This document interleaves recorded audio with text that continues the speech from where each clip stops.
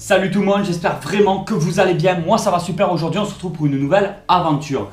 Je sais pas si tu as remarqué, tenue vestimentaire de Tonton un petit peu changé. Tonton le geek a pris cette fois-ci un t-shirt Game of Thrones et une casquette Deadpool que j'adore parce qu'elle est d'excellente qualité. C'est vraiment une Marvel et la qualité elle est au top, donc j'ai acheté un peu plus cher que les casquettes que j'achète d'habitude. Mais je suis vraiment pas déçu parce qu'elle est vraiment cool, moi je trouve. Après si t'aimes pas, t'aimes pas. Je sais pas si t'aimes ou pas. Tu peux toujours me dire en commentaire. Sur les Camponotus Parius, le problème c'est que les tubes à essai comme ça, c'est fait pour les jeans seuls ou les jeunes fondations. Et moi le souci en fait c'est que j'ai laissé un peu trop longtemps. Du coup il y a énormément de couvains je trouve, beaucoup d'ouvrières dans ce petit tube. Il est temps de le raccorder à une aire de chasse, chose que j'aurais dû faire déjà depuis bien longtemps. Voici l'aire de chasse que Tonton va utiliser. Petite aire de chasse fourmillon, voilà, on peut le trouver un peu partout dans le commerce. J'ai bouché un trou parce qu'en fait on va mettre le tube d'un côté, de l'autre j'ai bouché le trou avec c'est un genre de pâte, je sais pas, que j'ai trouvé chez moi un peu spécial, très résistant, très dur, donc increusable pour les fourmis et rien de toxique en fait. Donc on va laisser ça là. Je sais pas comment ça s'appelle ce truc, je l'ai retrouvé chez moi, je dis mais c'est génial, ça peut peut-être m'aider. Comme ça je bouche un trou de tube et plus tard je déboucherai pour mettre un deuxième tube. Pour l'instant on va les laisser dans un seul tube. Donc on va faire une aire de chasse. Il me faut du coton, il me faut du tube. Alors le tube je l'achète à Leroy Merlin, mais je crois qu'il y en a tout le magasin bricolage. C'est vraiment pas pour faire de la pub. On fait pas de pub sur les sites internet.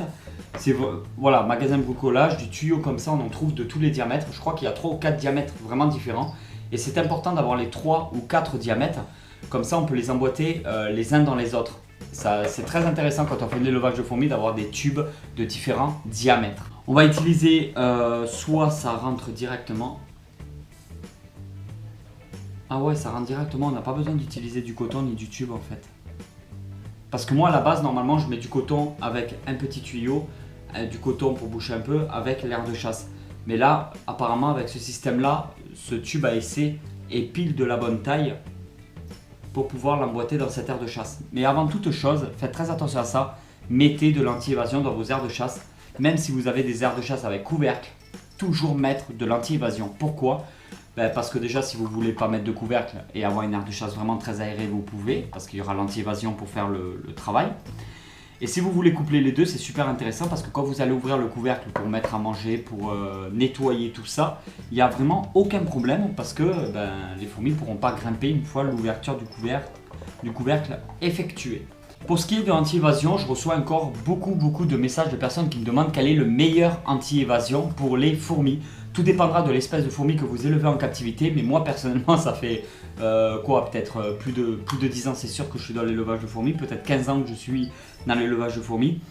Et j'ai toujours utilisé que l'huile de paraffine. Il y en a, ils prennent du talc avec de l'alcool, il y a plein de trucs en fait, je ne sais pas si c'est bien ou pas bien, j'ai jamais testé. Moi j'utilise tout le temps que de l'huile de paraffine qu'on achète en pharmacie, huile de paraffine Cooper, c'est la marque de cette huile là.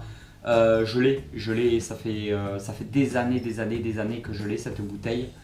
Je ne sais même pas s'il y a une date de péremption. 2013, expire le 09 2013. On est en 2019. À l'heure où je tourne cette vidéo, c'est vraiment un truc de dingue. Mais je vais pas la boire. Hein. Normalement, en fait, c'est l'huile de paraffine, on peut s'en servir quand tu sais, t'es constipé en fait, et tu vas avoir un petit peu la diarrhée pour que tout sorte bien correctement dans tes toilettes.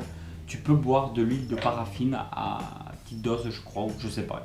Renseigne-toi quand même au cas où avant. Si tu as des problèmes de fesses, va plutôt voir le docteur que Tonton Snake.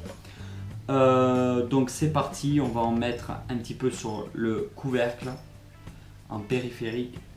Un peu d'huile sur le couvercle. Alors, si vous mettez trop d'huile, qu'est-ce qui peut arriver? Les fourmis peuvent se noyer dedans et moins glisser. Et il peut y avoir des coulures, c'est-à-dire vous pouvez avoir de l'huile qui va couler dans votre aire de chasse et ça peut poser des problèmes. Si vous n'en mettez pas assez, qu'est-ce qui peut arriver si vous ne mettez pas assez d'huile?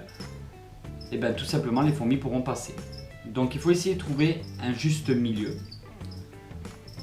Là ça va pour couverture périphérique, mais on va quand même en mettre un petit peu dans les contours.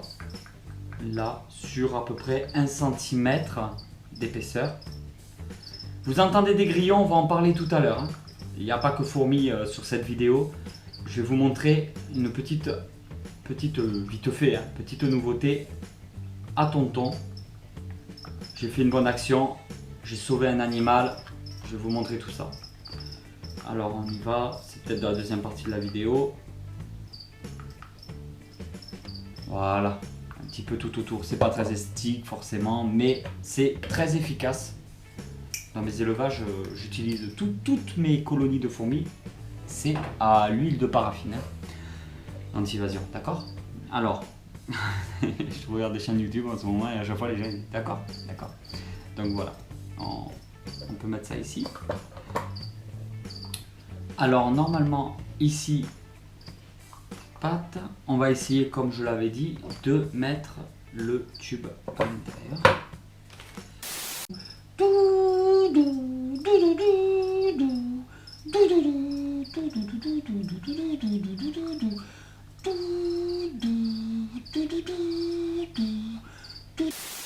Alors c'est une espèce de Camponotus qui est très prolifique, qui est très simple à l'élevage, du moment qu'on a les conditions. Hein. En fait, il y a quand même beaucoup d'espèces de fourmis qui sont très simples à l'élevage, même dans les espèces exotiques, surtout dans les espèces exotiques je trouve. Mais il faut quand même certaines conditions, c'est des fourmis, il faut les nourrir très régulièrement, il faut leur donner des besoins, donc de l'eau ou de la chaleur, tout dépend des espèces en fait. Vous trouvez très facilement des petites fiches d'élevage entre guillemets sur internet. Après les fiches d'élevage, beaucoup de gens ne se cassent pas trop le cul. Ça veut dire que quand il faut une fiche d'élevage, déjà ils en font sur des espèces qui n'ont jamais maintenu en captivité. Alors ça m'excite, hein. Moi quand je vois des choses comme ça je suis excité. Et ensuite d'une autre part, ce sont des gens qui font souvent un copier-coller de d'autres sites ou forums ou etc. de fiches d'élevage, changent 2-3 mots et la mettent sur leur forum ou leur site. Voilà, il n'y a pas un vrai travail de recherche dessus. Ou à la base, il y a eu un mec qui a fait un vrai travail de recherche et qui s'est fait piquer toutes les infos par d'autres personnes. Magnifique. Donc, voilà comment ça se passe. Il y a de très bons sites, il y a de très bons éleveurs, il y a de très bonnes pages Facebook. Il y a aussi de très bons abrutis un peu partout en France. Il fallait que je m'en occupe depuis le temps et je me suis dit, ben, quitte à s'en occuper, autant le faire en vidéo. J'aime beaucoup cette espèce, hein. Vraiment super sympa. Après les fourmis c'est très simple, c'est très intéressant. Il y a encore des personnes qui me demandent à quoi ça sert d'élever des fourmis. Ben vraiment il y a un côté pédagogique que je trouve super intéressant pour les enfants. L'observation c'est 100 fois mieux pour moi que des reptiles. C'est très impressionnant au niveau du comportement, de comment elles vont travailler, comment elles vont réagir. Chaque fourmi a vraiment ses particularités. Après par contre il faut toujours s'en occuper un minimum. Alors, forcément les fourmis ça prend pas de place, ça n'a pas d'odeur, ça fait pas de bruit. Donc c'est assez intéressant à l'élevage comparé à un hamster ou une souris que les parents vont plus avoir tendance à acheter à leurs enfants.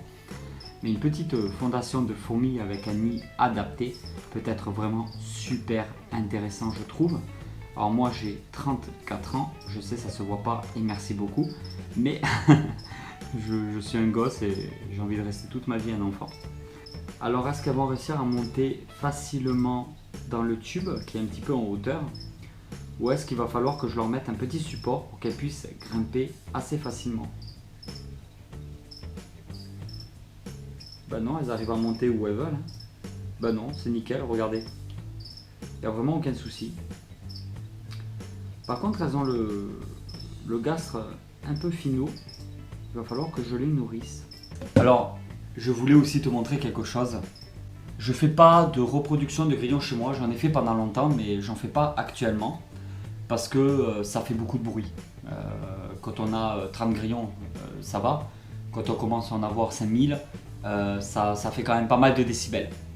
Les grillons, c'est vraiment pas le... Alors, c'est le top au niveau de l'alimentation pour les reptiles, tout ça. Même pour les fourmis, hein, on peut nourrir avec des grillons et tout. On peut les congeler à l'avance.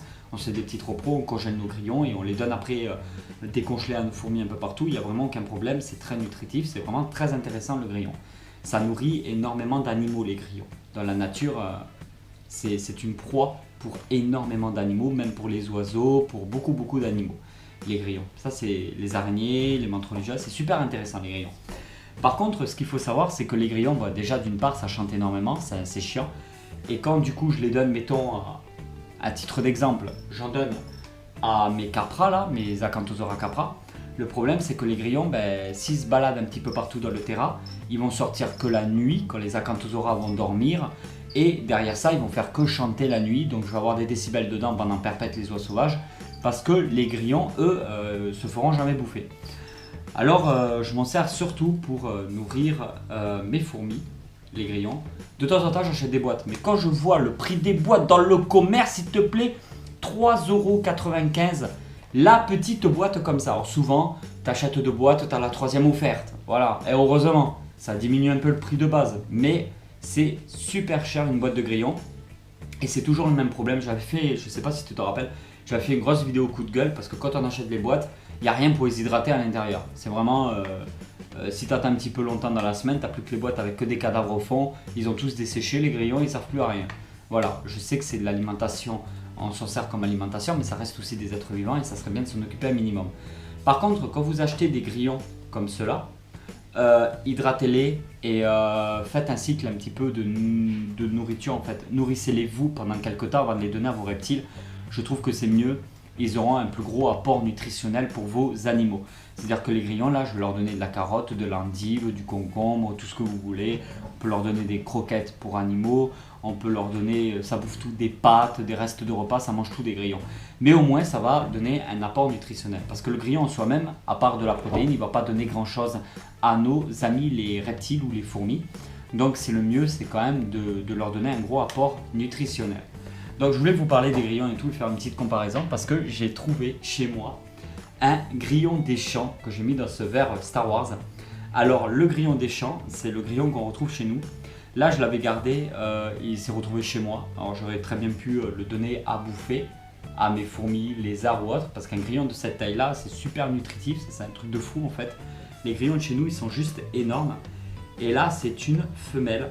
Alors, là nous avons une femelle grillon des champs, je ne connais pas le nom latin, le nom exact, mais tout le monde connaît, hein. C'est les grillons qui font des trous avec la petite paille ou de l'eau là dans le trou, tout le monde en récupérait quand ils étaient petits. C'est pas du tout en voie de disparition parce que ce sont les grillons, on trouve dans tous les champs, dans toutes les prairies, je pense qu'il doit y en avoir un peu partout en France.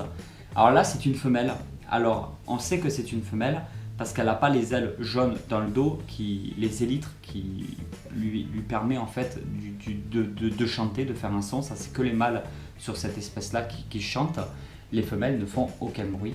Et derrière la petite tige, je ne sais pas comment elle s'appelle en fait, c'est la petite tige du milieu, les mâles ne l'ont pas parce que c'est la tige qui lui permet de l'enfoncer dans la terre ou autre pour pondre les œufs. Donc ça c'est une femelle. Je lui ai donné des pâtes, je lui ai donné de la salade, ça fait une semaine que je la maintiens, j'ai pas eu le temps de faire une vidéo avant dessus. Et je voulais vous la montrer parce que je sais pas quoi en faire. Alors, je vais t'expliquer un petit peu, Tonton va t'expliquer comment ça se passe. Un grillon comme celui-là, si je le relâche demain dans la nature, il est quasi foutu. Parce que son trou d'origine où il se trouvait, ça fait 3 semaines qu'il n'a pas arrêté de pleuvoir dans ma région. Donc je pense que tout simplement il est sorti de son trou à cause des inondations, tout ça, enfin le fait que le trou soit gorgé d'eau, les grillons sortent. Le problème c'est que actuellement ce grillon n'a plus de maison, je ne sais pas où il était. Et se balader comme ça dehors, il va être foutu, c'est clair et net, il est mort. Deuxième chose, ce qu'on pourrait faire en fin de compte, c'est soit le garder en petit animal de compagnie, soit le donner à bouffer à un de mes animaux. Ça revient à la première truc qui fait qu'il est foutu. Et sinon on le garde, on lui donne un nom. J'essaie de lui trouver une boîte, on essaie de s'en occuper. Donc tu peux me dire en commentaire ce que tu en penses. Voilà, les grillons je sais que ça porte bonheur. On verra si ça me porte bonheur. J'avais comme projet de devenir milliardaire dans les prochains mois. Voilà, on sait jamais. Et voilà tout le monde, cette vidéo est terminée. Si elle vous a plu, vous pouvez toujours mettre un like, la partager, la revisionner, aller voir d'autres vidéos de la chaîne, ça fait toujours plaisir. Et je vous dis à très vite pour une nouvelle aventure. Allez tout le monde, ciao ciao!